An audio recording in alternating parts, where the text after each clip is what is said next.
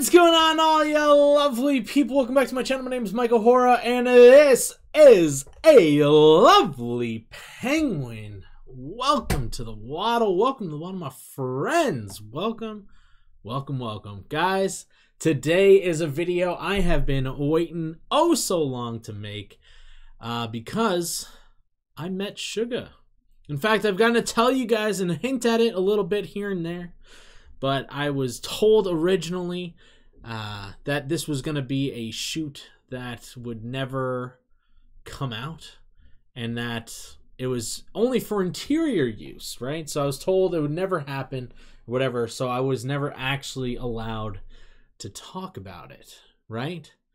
But before I do, make sure you sub to the channel because we want to keep on growing. The only way we can do that is with your help. So please go ahead and sub so we can keep on growing.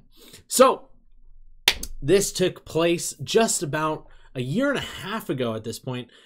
BTS was over here in LA for, I believe it was their Permission to Dance concert, where they had like, I think like 6 sold out nights at the Rose Bowl or something. Or was that SoFi? I don't remember which it was. Either way, I didn't go to it. I have no idea. But once that wrapped up, there was going to be a photo shoot. Now, at the time, I was not reacting to K-pop music at all yet.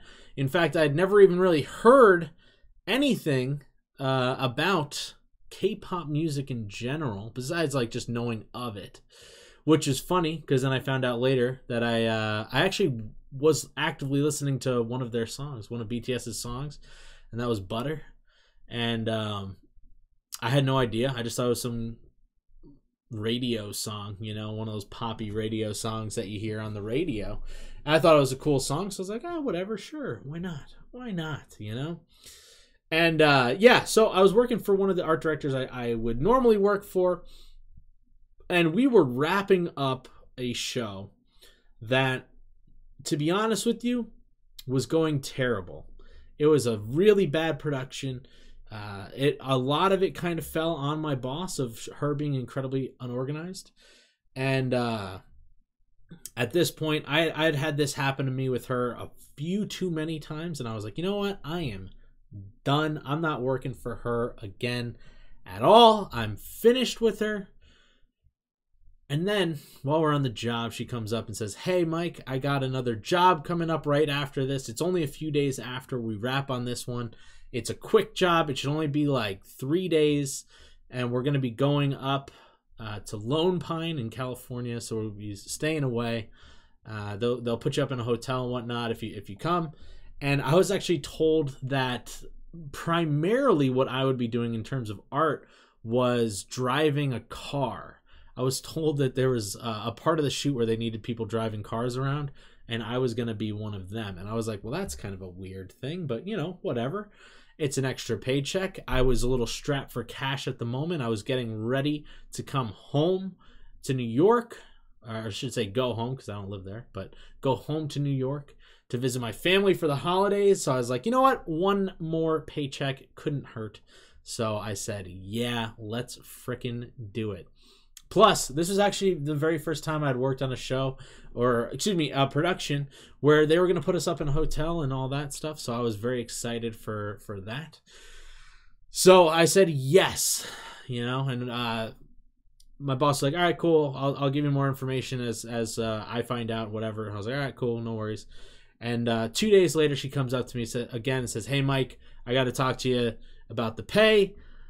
And I'm like, oh man, like they're gonna drop the pay rate down like they always do. Great. But I was quite surprised when she said, hey, actually they're looking to pay you $100 more a day than your normal rate. I said, fantastic, even better, like sweet, you know, like that sounds great. I don't know why you'd have to come talk to me. It could have just happened and it would have been fine. So immediately I was already feeling good about this project. So I was the one who went around collecting all the props and stuff that we were going to be using. I drove the van up to Lone Pine, stayed over in the hotel, and then we got ready for the shoot. So here are quick, just I'm gonna kind of blast up a couple of photos I took of myself here. You might recognize this background. Nope, just kidding. It's gonna be over here. You might recognize that one. That is a they use that one quite a bit, you know. They did. They definitely use that. Those mountains, those beautiful landscapes, really nice. Then I was primarily at the little like shack or hut or whatever you want to call it, the dope little spot with a campfire as well. And we were told it was supposed to be like a Wild West themed area. But the interesting thing, which is also one of those times where I got to see a little bit of how far forward BTS thinks and their production thinks in terms of when you think about the Wild West, often you think of skeletons. You think about like those classic bull skulls with the huge horns coming out. You know, you just think of a desert, you know, you think about all that kind of stuff. So when we first got to this little hut or whatever, it was just filled with all sorts of little skeletons, little trophies, pelts, stuff like that. So they told us we need to get rid of all this stuff. We can't have any of it in there. They didn't want to make like other countries that kind of frown on that look at this photo shoot in a negative light. And they also definitely didn't want to upset PETA either as well. So, you know, sometimes people get a little upset with all that kind of stuff. But in the same vein, it's also a very, very distinguishable style of the Wild West, you know? So I thought, yeah, I thought it was still a really cool little shoot. We had to get a couple of stakes and post them up so we could hang those lights across that you can see. And then, yeah, the rest of it, we just kind of dressed up with different, you know, American style props. It was a pretty simple setup for the most part. And yeah, things just kind of kept changing on me as the day went on and whatnot. But one of the things that you kind of can't really tell all that well, especially if like you watch like the behind the scenes thing of it, it was super windy. It was really, really windy. So we were having a really tough time with the curtains and stuff. And then also the blankets and things like that. Anything light would just easily blow away. So that was a bit annoying. But, you know, we tacked some things down. We even taped some things down so they wouldn't move at all, you know, so things that we wouldn't have to worry about. And yeah, so once we got everything all set up, that's when I met Suga for the first time. Well, I shouldn't say the first time. Well, it's the only time I've met Suga was in that moment where he came walking onto the set. And originally he was in that all white getup that he had going on. And it was funny too, because like you see him walking over the little hillside. It's like he is just so standing out, you know, because he's in all white. Everybody else like wearing black and stuff. And they go over to that like little like picnic area, if you would, where we had all those blankets set up. We had a mirror and we had a couple of pillows as well. And we had to hold the whole thing down with rocks because the blanket just wouldn't stay put. We even had to move it around a couple times because we like the location wasn't quite right and whatever. But either way, it ended up looking really good. He got some really good photos over there. And then when he finally went back to change and he came back and he was actually seated on that couch, they brought out the dog. He had this really awesome, colorful sweater thing on. And I was like, man, I think that looks so cool. I was like, damn, that's a really cool sweater. And it's funny because it's like he's a pretty small dude, you know, in comparison to myself. But he, in my mind, I'm like, man, I could wear that. Because it was like super big and baggy on him. I was like, dang, I could rock that thing. That'd be really cool. I was like, out of this whole photo shoot, I'm like, that's probably the thing I'd want out of it the most was that sweater. It looked really cool. But yeah, I mean, in classic Yoongi style, he was very, very quiet. He was very quiet. He came up, he got into position, sat down, he did a quick little like hello, you know, and then he sat on his phone and just kind of was doing stuff on there and waiting until we actually started shooting, you know. Very, very quiet dude. And it's funny too, because it's like at that time I had no idea who he was. All I knew is that he was a part of some K-pop group, and that's what I called it back then. I know people get mad about that now. I'm talking in past Mike voice, you know. But yeah, I was like, this kid is just like, you know, he's some singer boy, you know, and in my mind too, it was very like stereotypical American boy band. I was like, he's just doing all this stuff to get the girls and yada yada yada. And I was making all sorts of assumptions and whatnot. And I remember talking to one of my friends who I was working with on this shoot. I was saying to her, I was like, man, I was like, it's weird to think. It's like, that's probably one of the most famous people in the world right now. And I laugh. I'm like, I have no idea who he is. You know. And also it's funny too, because in my head I was like, this is a kid, you know. I'm like, this guy is gotta be 18, maybe 19 years old, right? And at that point I was 29. I was 29 years old during this photo shoot, which makes him, I believe he would have been 28 at that point, because I think he's just a year younger than I am. But yeah, it was just like, I remember looking him up when I went back to the hotel, because I was like, who is this guy anyway? Plus, I didn't know what his name was, so I had to look up photos, and I was like, oh, I'll just look for the one with the red hair. Should be easy. It's not. It's not easy at all, in fact. If you look up BTS and you look up red hair, every single one of them has had red hair at some point. But eventually I figured it out, and then I realized, oh my god, this guy is actually just a year younger than I was.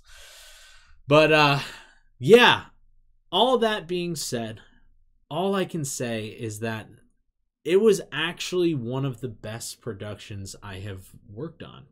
I've worked on a lot of sets. I've worked on a lot of different productions. I've worked on photo shoots, music videos, films, television, you name it. I've worked on it. And this one was probably the shoot that I felt like I was treated the best.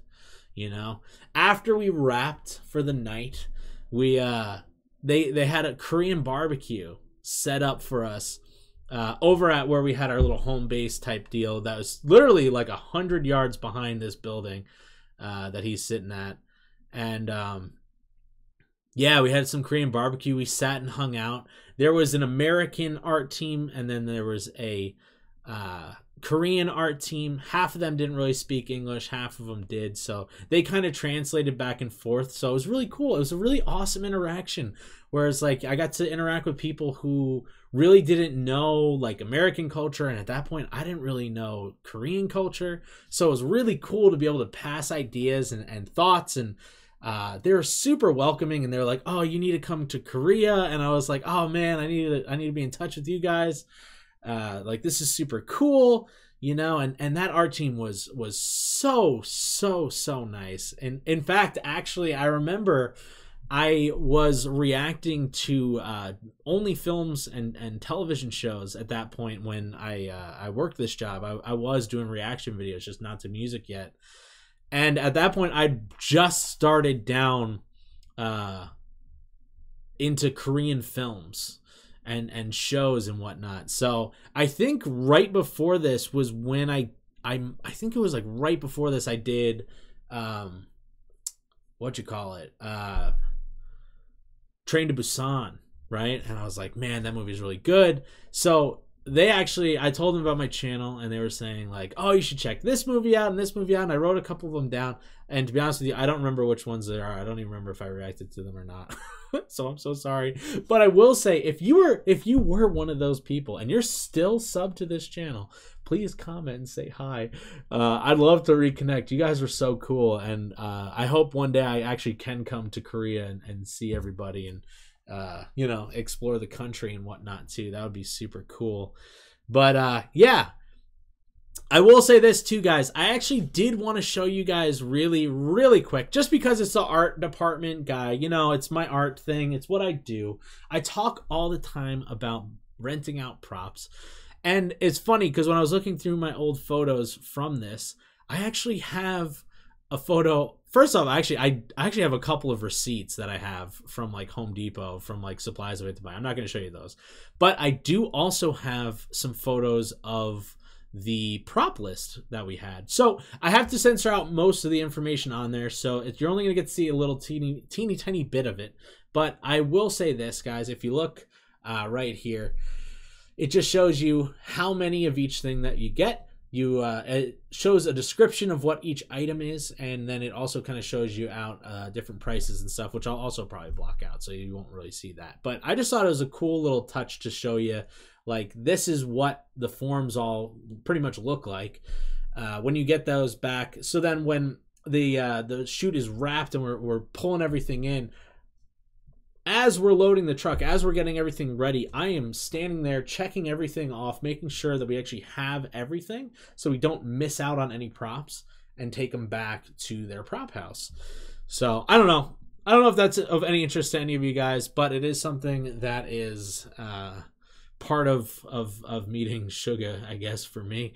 And yeah, I don't know. It'd be really cool to meet him again one day. I imagine that I must have stood out. I had to have stood out in that crowd because, you know, first off, I'm a pretty tall white ginger man. And on top of being tall and stuff, like, I'm also a big guy. You know, like, I look like I work out. I'm a little fat right now, which is unfortunate. We're working on it. Don't worry about it. But like, my chest is very big. My shoulders are broad. I stand out like a sore thumb in an American crowd. So for the most part, there was only probably 4 or 5 white people on the shoot. And then the rest were pretty much all either from Korea or were people who were like half in Korea, half in the United States all the time. But pretty much everybody else was Korean on the shoot. And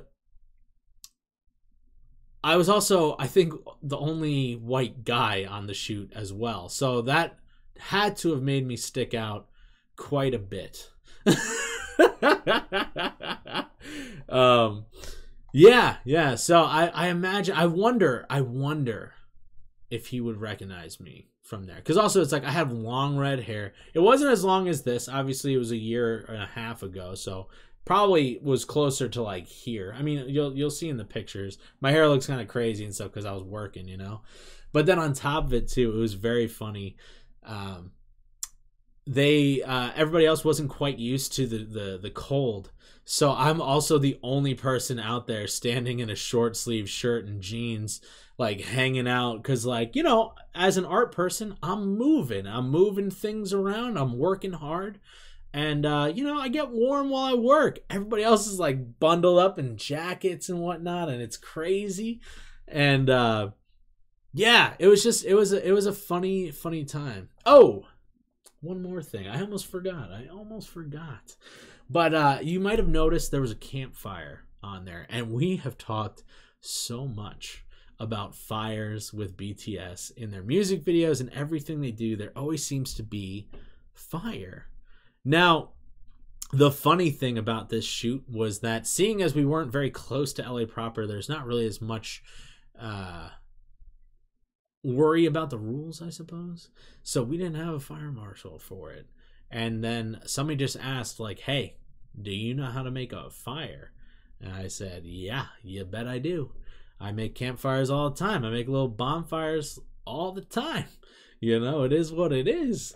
So it was a very, very fun process. I actually built up the fire, and I'll never forget, like, I guess it was one of those cultural differences, because I suppose in Korea they don't really do bonfires very often. But if you're actually creating a bonfire and you want to build it up, especially to make it look a very specific way, with that like very classic pyramid kind of log structure, that like you see in most films and stuff and whatever. When you think about a campfire, you need to put your hands in there and move the wood around while it's on fire. And it sounds dangerous, and for the most part it is dangerous, but I am very used to doing that kind of stuff. I know how to do it where I'm not going to get burnt. I know how to do it where it's controlled and whatnot. There's certain parts of the wood that isn't quite as hot that you can kind of touch, or you can even use another piece of wood to kind of jimmy it around and make it into the spots that you need to. And I remember I was doing that, and a couple of the Korean team saw what I was doing, and they started to freak out a little bit. They were getting really nervous with me playing with the fire because they thought I was going to get burned. And I'll never forget, they come running over and say, "Please wear these gloves." And then they handed me a pair of white cotton gloves. Now, if you know anything about those kind of gloves, those are just going to light on fire. Those are not gloves that you play with around a fire. They will just catch fire themselves, and then you are stuck with fire on your hands unless you can pull them off real quick. So I kind of laughed and told them no, and whatever, and they just said be careful and yada yada whatever. But it was still pretty funny. So then I became like the fire guy, for the shoot and all that. I mean, whatever. I used to be a Boy Scout and all that. Whatever. I will say the toughest part of that though was we didn't have like proper firewood and like kindling and stuff. Somebody brought some extra logs with them, some cut up wood from one of the grocery stores nearby, but like there's no kindling or anything. So I actually had to take a piece of wood and go run over to a rock off in the distance. I was smashing it against the rock so that wood would splinter off and I could use that as kindling. So it was a little bit of a nightmare to get that fire going, but it went, and it was a good fire too. It stayed lit for a long time, and it looked really beautiful. In fact, if you get to see the photos, it looks great. And then it was also very, very funny because in some of those photos, you actually see Suga eating some roasted marshmallows, and we even made him a s'more. But to be honest with you, I don't remember off the top of my head. I don't have all the photos with me, but I don't actually think they showed him eating any of the s'mores. Probably because it was really messy. But we made him a s'more as well. So there was one of the girls who was from the Korean team who she spoke like pretty good English, you know, but she'd never been at a campfire before. She's never made a s'more before or anything. So she was like super excited. And and then I taught her how to make a s'more, essentially, you know, showed her the proper way where you don't want to hold it over the flame because it'll just catch on fire and burn it. But you want to get it down low near the coals where it can get that heat and it gets that awesome golden coloring on it. In fact, for her first time, she nailed it. She had 3 marshmallows on the stick and made all 3 of them like almost perfectly golden. It was awesome. I was super stoked for her. So that was another pretty fun one. And yeah, like I said, it was super cool. At the end of the shoot, they gave us Korean barbecue, and we hung out for a bit. We packed up the truck, and then I got out of there. It's funny because for the most part, most of the crew ended up staying a second night at the hotel and stuff. But for whatever reason, our boss was like, "No, we'll drive back." So we ended up driving back that night. So it ended up being like a really long day shoot for me. Like I think it was like a 19-hour day for me. But still, it was a very cool time. And like I said, I'm incredibly grateful for that opportunity to work with them. And it genuinely was one of the best productions I have worked with so far. I mean, everybody was incredibly kind. Nobody really overstepped themselves. Nobody had like that super pride ego thing going on that a lot of the times you find on sets here in the US. And yeah, I mean, like I said, I hope somebody from the art team over there sees this and gets in touch, because I'd love to be in touch with them. And yeah, that's how I met Suga from BTS. And now we're best friends. No, I'm just kidding. But yeah, no, I think it was a pretty cool time. So that's my story. I'm sticking to it. Oh, and if you don't believe me and you got the photo shoot, go check out the credits. My name's right there in the end. right in the back, in the art team. Michael O'Hara. That's me. So if you didn't notice, now you know. But yeah, guys, that's gonna do it for this video here. Hopefully you guys enjoyed. I'm so glad that I can finally share that story. I've been keeping it a secret for so dang long. But yeah, make sure you sub to the channel because we got tons and tons of more content coming your way. And yeah, let's keep on growing, and we can only do that with your help. All right, I love you all. Stay aggressively positive. Have a fantastic week. We will catch you on the next one. All right, love you. Bye. Mwah!